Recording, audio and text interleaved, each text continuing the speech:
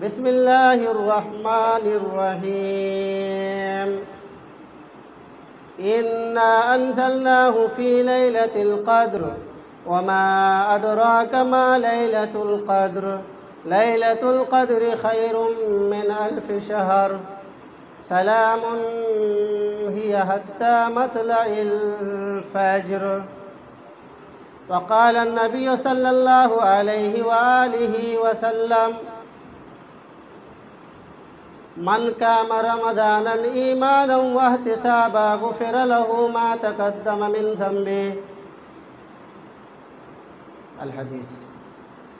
میرے دینی ملی بھائیوں، بزرگوں اور نوجوان ساتھیوں، میں نے ابھی آپ حضرات کے سامنے قرآن کریم سے سورۃ القدر کی تلاوت کی ہے اور پیارے نبی جناب محمد رسول اللہ صلی اللہ علیہ وسلم کی ایک حدیث پڑھی ہے۔ اس لحاظ سے آج میں آپ لوگوں کے سامنے جس وشے اور ٹاپک پر کچھ باتیں کرنے جا رہا ہوں وہ ہے لیلۃ القدر کے سلسلے میں، یعنی عشر اواخر کے سلسلے میں۔ میرے بزرگوں اور بھائیوں، رمضان المبارک کا مہینہ نہایت ہی اہمیت کے حامل مہینہ ہے۔ آپ تمام حضرات اس بات سے واقف ہیں اور علماء کرام کے خطبے سنتے ہی آ رہے ہیں۔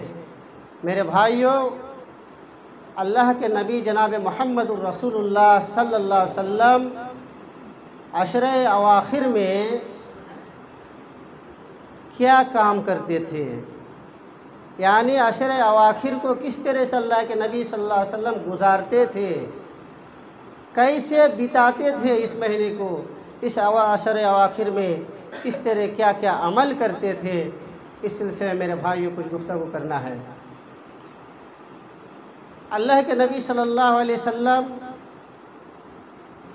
اس مہینے کے آخر میں، یعنی عشر اواخر میں جب داخل ہوتا تھا تو اللہ کے نبی صلی اللہ علیہ وسلم خود جاگتے تھے اور اہل و عیال کو بھی جگاتے تھے، اور اس میں جو عمل کرتے تھے اس کے لیے آپ تیاریاں شروع کر دیتے تھے۔ شد میزرہ، یعنی اللہ کے نبی صلی اللہ علیہ وسلم اپنے کمر کس لیتے تھے۔ کمر کسنے کے کیا مطلب ہے؟ ابھی آپ کے سامنے کوئی کام ہو، بہت اہم کام ہو، تو اس کام کرنے کے لیے آپ پہلے ریڈی ہوتے ہیں، تیار ہوتے ہیں، آستین وغیرہ اچھے طریقے سے اٹھا لیتے ہیں، کپڑے سمیٹ لیتے ہیں، تب اس کام کو کرنے کے لیے جاتے ہیں آپ اور ہم جاتے ہیں۔ اس طرح سے اللہ کے نبی صلی اللہ علیہ وسلم عشر اواخر جب داخل ہوتا تھا تو میرے آقا جناب محمد رسول اللہ صلی اللہ علیہ وسلم، جس کے اگلے اور پچھلے سارے گناہ معاف آپ سبھی حضرات جانتے ہیں، اس کے باوجود نیکی کی تلاش میں، نیکی کو پانے کے لیے، اللہ کی رضا کے لیے کہ اللہ تعالی ہم سے راضی ہو جائے، اسی واسطے میرے بھائیوں اللہ کے نبی صلی اللہ علیہ وسلم اپنے کمر کو کس لیتے تھے، اپنے کمر کو کس لیتے تھے، یعنی ریڈی ہو جاتے تھے جاگنے کے لیے۔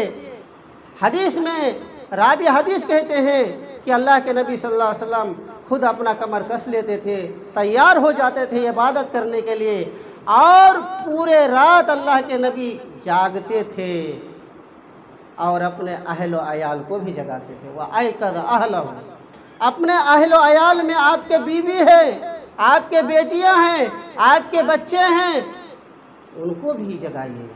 اللہ کے نبی صلی اللہ علیہ وسلم کو دیکھا نا آپ نے، خود تیار ہو جاتے تھے عبادت کے لیے، خود جاگتے تھے راتوں کو، اور اپنے ساتھ اپنے پریوار کے لوگوں کو بھی جگایا کرتے تھے، اپنے بیویوں کو بھی جگایا کرتے تھے۔ اس حدیث سے یہ بات ثابت ہو جاتی ہے میرے بھائیوں کہ شب قدر میں ہمیں اپنے آپ کو جاگنا تو ہے ہی ہے، لیکن اس کے ساتھ ہم اپنے پریوار کو بھی جگائے، ہم اپنے بچوں کو بھی جگائے، اور صرف اس رات جاگ کر بیٹھے ہی نہ رہے۔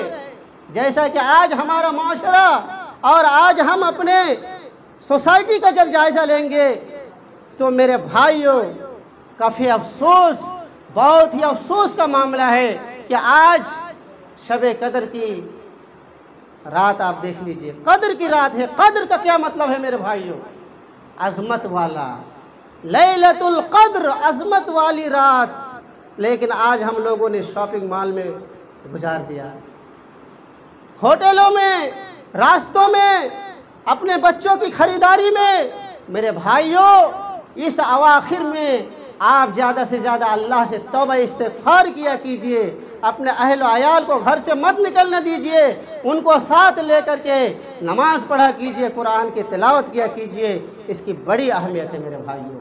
लेकिन आज बाज़ारों का आज मुशाहिदा कीजिए, उस रात बाज़ारों का मुशाहिदा करेंगे, वो किसी दूसरे कौम की लड़कियां नहीं जो बाज़ारों में घूम रही है, वो हमारी ही बेटी है, हमारी ही औरत है।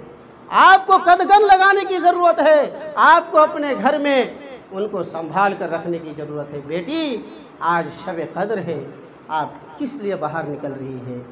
वो मेरी प्यारी बीवी, आज तुम मत निकल घर से, क्योंकि आज मेरे नबी जनाब मोहम्मद रसूलुल्लाह सल्लल्लाहु अलैहि वसल्लम खुद जागते थे, अपने अहल व अयाल को जगाते थे। मेरे भाइयों, इस हदीस पर आप अमल कीजिए। इस रमज़ान मुबारक में कुरान करीम की तिलावत इस अशर अवाखिर में और ज़्यादा करना है। रात जो बिताएंगे तो कैसे बिताएंगे? कुरान करीम की तिलावत कीजिए मेरे भाइयों। क्या फजीलत है मेरे भाइयों कुरान करीम की तिलावत की। पूरे रुए ज़मीन के अंदर कोई ऐसी किताब नहीं आई, कोई एक ऐसी किताब नहीं आई है कि उसके पढ़ने पर अल्लाह ताला की तरफ से ये ऐलान किया गया हो कि मेरे मुसलमानों, ऐ मोमिनों, अगर तुम उसके हर्फ एक एक हर्फ को पढ़ोगे तो तुम्हें सवाब ही सवाब मिलता जाएगा। कोई ऐसी किताब नहीं आई है। इस रुए ज़मीन के अंदर कोई अगर किताब मिली तो हमें मिली, वो अल कुरान अल करीम है, जो मेरे भाइयों इसी महीने के इस अशर अवाखिर में शब कद्र के रात मेरे भाइयों नाज़िल, लैलतुल कद्र की रात ये कुरान मजीद नाजिल हुई। इसकी और ज़्यादा अहमियत वाज़ेह हो जाती है। इसलिए मेरे भाइयों, इस रात को बेकार मत गुजारिए, इस रात को बेकार मत गुजारिए। अपने गुनाह की इस्तिग़फ़ार करा लीजिए। अल्लाह के नबी सल्लल्लाहु अलैहि वसल्लम जब मिंबर पर खड़े हुए, आप हदीस सुन चुके हैं उलमा किराम से, पहले जीने पर जब कदम रखा तो आपने कहा आमीन, दूसरे जीने पर कदम रखा तो कहा आमीन, तीसरे सीढ़ी पर कदम रखा तो कहा आमीन। साहबा किराम ने सवाल किया, आए अल्लाह के नबी, हमने एक अजीब व गरीब चीज़ देखी है, आपको हमने कभी नहीं देखा। आए अल्लाह के नबी, आपको हमने कभी नहीं देखा कि आप मस्जिद में आए जुमे के दिन और सीढ़ी पर पहले, मिंबर के पहले सीढ़ी पर जब आप कदम रखे तो आमीन बोले, दूसरे सीढ़ी पर कदम रखे तो आमीन बोले, तीसरे सीढ़ी पर कदम रखे तो आमीन बोले, हमने कभी नहीं देखा। अल्लाह के नबी सल्लल्लाहु अलैहि वसल्लम ने फरमाया, आए सहाबियों गौर से सुनो, अभी जब मैं मस्जिद में आया और आने के बाद मिंबर पर चढ़ने लगा, पहले जीने पर जब मैंने कदम रखा तो आमीन इसलिए बोला। मेरे भाइयों, आए सहाबियों, सुनो सुनो, जिब्राइल अमीन अभी आए थे और आने के बाद मुझसे ये बात कही, आए मोहम्मद, तुम्हारे उम्मतियों में से जो शख्स रमज़ान का महीना पाएगा और इस रमज़ान के रोज़े रख करके इस महीने में इबादत करके अल्लाह की रज़ा अगर हासिल नहीं किया है, अपने आप को जन्नती नहीं बना सका, तो ऐसा आदमी, इस आदमी का नाक खाक आलूद हो जाए, ये आदमी हलाक व बर्बाद हो जाए। तो मैंने जिब्राइल के जवाब में कहा कि आए अल्लाह, तू इसको कबूल फरमा ले, अल्लाहुम्मा आमीन, आए अल्लाह तू इसको कबूल फरमा ले। क्या मतलब? रोज़ा रखने के बाद अगर हमने अल्लाह की खुशनुदी हासिल नहीं कर पाई, बहुत सारे लोग ऐसे हैं हमारे समाज में, रोज़ा भी रख रहा है लेकिन कुछ भी चेंजिंग नहीं। क्या चेंजिंग? बात करने में। जो 11 महीने कस्टमर से जिस तरह बात करते थे, झूठी सच बोल करके अपना बिजनेस चलाते थे, इस महीने में भी वो झूठ सच बोल करके अपना बिजनेस चला रहा है। रोज़ा नहीं होगा मेरे भाई। आप रोज़ा किस लिए रखते हैं? रोज़ा झूठ बात से बचने का नाम है मेरे भाई। झूठ, आप अगर कस्टमर को धोखा दे रहे हैं, आपका रोज़ा नहीं होगा मेरे भाइयों। रोज़ा ये गुनाह को ख़त्म करते हैं मेरे भाइयों। आपके जो गुनाह हो चुके हैं, जो दूसरे सीढ़ी पर जब कदम रखे तो आमीन बोला। आए साहबियों, जब मैंने दूसरे सीढ़ी पर कदम रखा तो मैंने आमीन इसलिए बोला कि जिब्राइल आमीन फिर आए और आने के बाद मेरे कान में कहा कि आए मोहम्मद वो शख्स बर्बाद हो जाए, वो शख्स हलाक व बर्बाद हो जाए जो शख्स अपने माँ बाप को बुढ़ापे की हालत में पाया और उसकी खिदमत करके अपने आप को जन्नत का मुस्तहिक नहीं बना पाया। आए नौजवान साथियों, मैं तुमसे अपील करता हूँ, मैं तुमसे दरख्वास्त करता हूँ, आए मेरे नौजवान साथियों, आए मेरे नौजवान दोस्तों, मैं तुम्हें गुजारिश करता हूँ, अपील करता हूँ, अगर तुम्हारे घर में माँ है, अगर तुम्हारे घर में बाप है और वो बूढ़े हो चुके हैं, मेरे भाइयों उसकी खिदमत करके अपने आप को जन्नती बना लो। जन्नत में जाने का बहुत ही सुनहरा रास्ता है। माँ बाप की खिदमत कर लो, अल्लाह ताला राज़ी हो जाएगा, अल्लाह राज़ी हो जाएगा मेरे भाइयों। आप जन्नत मुस्तहिक बन जाएंगे, जन्नत के मुस्तहिक बन जाएंगे। आपका बाप है, माँ है, इतने उम्र में पहुँच चुका है, एक बात को जो है बार बार बकता है आपके कान में लग रहा है और लगेगा ही। आप जिस वक्त छोटे थे और हर बात पर आप क्वेश्चन करते थे अपने बाप को, उसी बाप को आप अपने अब्बू को क्वेश्चन करते थे, अब्बा ये क्या है, ये क्या है, ये क्या है, ये क्या है अब्बा। तो आप जो है नहीं थकते थे, आपके वालिद आपके जवाब देने से कभी नहीं थके। लेकिन आज वही आपके अब्बू घर में बैठे हुए हैं, बिस्तर में है, चल नहीं पा रहे हैं, और जब वो सवाल करते हैं तो आप गुस्सा हो जाते हैं। अभी मैं सफ़र से आ रहा था तो इधर रास्ते में जो है, मैं कलकत्ता से डिस्ट्रिक्ट मालदा जो है पड़ता है, वहाँ से आपके शहर मुंबई में पहली मरतबा मैंने आया। पहली बार मेरा आना हुआ और अल्लाह का शुक्र है कि आपके यहाँ जुम्मा का खुतबा देने का नसीब मुयस्सर हुआ। छोटा बच्चा है, सवाल कर रहा है, अब्बा ये फाफा माऊ इसका नाम क्यों पड़ा? देखिए, एक गांव इलाहाबाद से पहले जो है एक फाफा माऊ है, एक तो मौनाथ भंजन है जहाँ उलमाए किराम का गढ़ है, अहले हदीस इदारे हैं, और मऊ के गुजरने के बाद, बनारस के बाद, इलाहाबाद घुसने से पहले एक फाफा माऊ है। तो ये लड़का जो है सवाल कर बैठा, मैं बगल ही बता, सवाल कर रहा है, अब्बा ये फाफा माऊ क्यों पड़ा? तो उनके बाप ने जो है उसको जवाब दिया और उसको समझाया कि इतना क्यों सवाल कर रहे हो, फाफा माऊ पड़ा है, किसी वजह से पड़ गया होगा। तो देखे, बाप जवाब देते हैं बेटे को। लेकिन मेरे भाइयों, यही बाप और यही माँ, आप कुछ नहीं थे, चलने के लायक नहीं थे, आपके हाथ को पकड़ करके इसी रास्ते में चलाया करते थे। मेरे भाइयों, माँ बाप की खिदमत करो, इंशाअल्लाह जन्नत आपके लिए लाजिम हो जाएगी। तीसरे सीढ़ी पर कदम रखा, जिब्राइल अमीन आते हैं और आने के बाद मेरे कान में कहते हैं, मोहम्मद तेरा नाम का जिक्र हो, तेरा नाम लिया जाए और तेरे नाम के सुनने के फ़ौरन बाद अगर कोई सल्लल्लाहु अलैहि वसल्लम दरूद व सलाम तुम पर ना भेजे तो ऐसे आदमी हलाक हो जाए, बर्बाद हो जाए। तो मैंने उसके जवाब में कहा, अल्लाह तू इसको भी कबूल फरमा ले। तो क्या मतलब हुआ?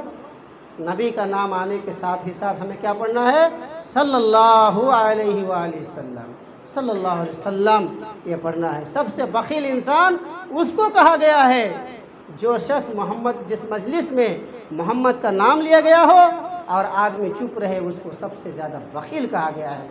मेरे भाइयों, कहने का मकसद है कि रमज़ानुल मुबारक चल रहा है, इस अशर अवाखिर में ज़्यादा से ज़्यादा सदका, ज़कात वगैरह भी निकाला कीजिए। गरीबों मिस्किनों के घरों में जा करके उनका जायजा लिया कीजिए, उनके हालात मालूम किया कीजिए। میرے بھائیوں، فقیر تو در در میں گھوم کر کے اپنا پیٹ چلا لیتا ہے، لیکن آپ ہی کے بغل میں، آپ ہی کے بازو میں آپ کا ہی بھائی بے کس ہے، مجبور ہے، لیکن وہ عزت نفس کے خاطر، وہ اپنے نفس کی عزت کے خاطر وہ آپ کو بول نہیں پاتے ہیں کہ 1000 روپے دے دو بھائی، میں بہت مجبور ہوں۔ میرے بھائیوں، اس کے چہرہ کو پڑھ کر کے آپ کو پیسہ دینے کی ضرورت ہے۔ آپ اپنے گاؤں میں، آپ اپنے علاقے میں گھوم کر کے آپ معائنہ کر لیجئے، کتنے ایسے گھر ملیں گے میرے بھائیوں جن کا بزنس بالکل ہی ٹھپ پڑ گیا ہے۔ ایسے لوگ بھی ملیں گے میرے بھائیوں، لیکن وہ کبھی کسی کے سامنے ہاتھ نہیں پھیلائیں گے۔ کیوں؟ یہ ان کے دل میں لگتا ہے، دل میں لگتا ہے۔ ایسے لوگوں کے چہرے کو پڑھ کر کے، جو لوگ سرمایہ دار ہیں، ان لوگوں سے میں اپیل کر رہا ہوں میرے بھائیوں، جو لوگ زکوٰۃ نکالتے ہیں، ان کے چہرے کو پڑھ کر کے، ان کے دیکھ کر کے ان کی بھی آپ ہیلپ کیا کیجیے۔ فقیر تو در در میں جاتے ہیں، ان کو شرم ہے یا کچھ نہیں۔ مسجد کے گیٹ میں ابھی دیکھیں گے کتنے بیٹھے رہیں گے، ان کو شرم نہیں ہے، حیا نہیں ہے، لیکن یہ نہیں سمجھتے ہیں کہ قیامت کے دن ان کے چہروں میں اللہ رب العالمین گوشت نہیں رکھے گا۔ جب قیامت کے دن اٹھے گا اور بغیر ضرورت کے اگر وہ دربار میں بھیک مانگتا رہا، اللہ کی قسم بول رہا ہوں، میرے نبی جناب محمد رسول اللہ صلی اللہ علیہ وسلم کا اعلان ہے کہ قیامت کے دن ان کے چہرے پر کوئی گوشت نہیں ہوگا۔ ایک فقیر آ جاتے ہیں اللہ کے نبی کے پاس، آنے کے بعد مانگنے کی اجازت طلب کر رہے ہیں۔ اللہ کے نبی، فقیر ہوں، غریب ہوں، کچھ نہیں کھانے پینے کا، آپ اجازت دے دیجئے کہ میں بھیک مانگتا پھروں۔ اللہ کے نبی نے کبھی نہیں اجازت دی۔ ارے اللہ کے نبی صلی اللہ علیہ وسلم بزنس کی طرف ابھارتے تھے لوگوں کو، اللہ کے نبی صلی اللہ علیہ وسلم اچھے کمائی کی طرف ابھارتے تھے لوگوں کو۔ اللہ کے نبی نے کہا، لو یہ کلہاڑی اور لے کر کے جنگل میں چلا جایا کرو، پہاڑوں میں جا کر کے لکڑیاں کاٹا کرو اور کاٹ کر کے بازار میں بیچو، اور بیچنے کے بعد اسی پیسے سے انکم کرو، اپنے بیوی کو کھلاؤ، اپنے بچے کو کھلاؤ۔ یہ اللہ کے نبی صلی اللہ علیہ وسلم کا گائیڈ لائن ہے۔ جب اللہ کے نبی کو کوئی شخص پوچھتے تھے، سوال کرتے تھے اپنے بزنس کے بارے میں، بھیک مانگنے کی اجازت اللہ کے نبی نے نہیں دی ہے۔ ہاں، بھیک مانگنے کی اجازت ہے اس صورت میں کہ انسان مجبور ہو گیا ہے، مجبور ہو گیا ہے، چلنا ان کے لیے مشکل ہو چکا ہے، فیملی مینٹین کرنا ان کے لیے مشکل ہو چکا ہے۔ ایسی حالت میں اگر وہ مانگ کر کے کسی سے لے لے، کچھ پیسہ مانگے، دینے والا دے دے، یہ صحیح ہے میرے بھائیوں، لیکن در در میں بھکاری کی طرح مانگنا غلط ہے۔ کہہ رہا تھا لاسٹ میں ایک بات کہہ کر کے، اس لیے کہ وقت ختم ہونے جا رہا ہے اور صرف 1 منٹ باقی ہے۔ میرے بھائیوں، زیادہ سے زیادہ توبہ استغفار کیا کیجیے گا، سجدے میں جا کر کے اپنے اللہ سے دعا کیجیے گا، زیادہ سے زیادہ دعا کیجیے گا۔ سجدہ لمبا ہونا چاہیے۔ جو نماز پڑھتے ہیں آپ شب قدر کی، اس میں جب آپ نماز پڑھیں گے تو نماز میں سجدہ بالکل ہی لمبا ہوگا، اور اس میں آپ اپنی باتوں کو رکھیں گے سجدہ میں۔ اے اللہ، اپنے زندگی میں جتنے گناہ ہو چکے ہیں اللہ تو معاف فرما دے۔ اس طرح سے اپنے گناہ کو یاد کر کر کے میرے بھائیوں رویا کرو، دیکھو اللہ تعالیٰ معاف کرتا ہے کہ نہیں۔ اللہ تعالیٰ کہتا ہے کہ جب تم اللہ سے استغفار کرو گے، توبہ، استغفار اور انابت کرو گے، تو اللہ تعالیٰ تمہارے اوپر رحم کرے گا، آسمان سے بارش نزول فرمائے گا۔ آج اس قدر گرمی ہے، بارشیں روک لی گئی ہے، بارشیں کیوں نہیں ہو رہی ہے؟ ایک ہی وجہ ہے میرے بھائیوں کی گناہ زیادہ ہو چکا ہے اور نیکیاں کم۔ اس لیے میرے بھائیوں استغفار زیادہ کیا کیجئے، اللہ کو راضی کیجئے۔ اسی چند بات کو کہہ کر کے میں اپنی تقریر کو ختم کر رہا ہوں۔ اقول قولی ھذا استغفر اللہ لی ولکم ولسائر المسلمین من کل ذنب واتوب الیہ۔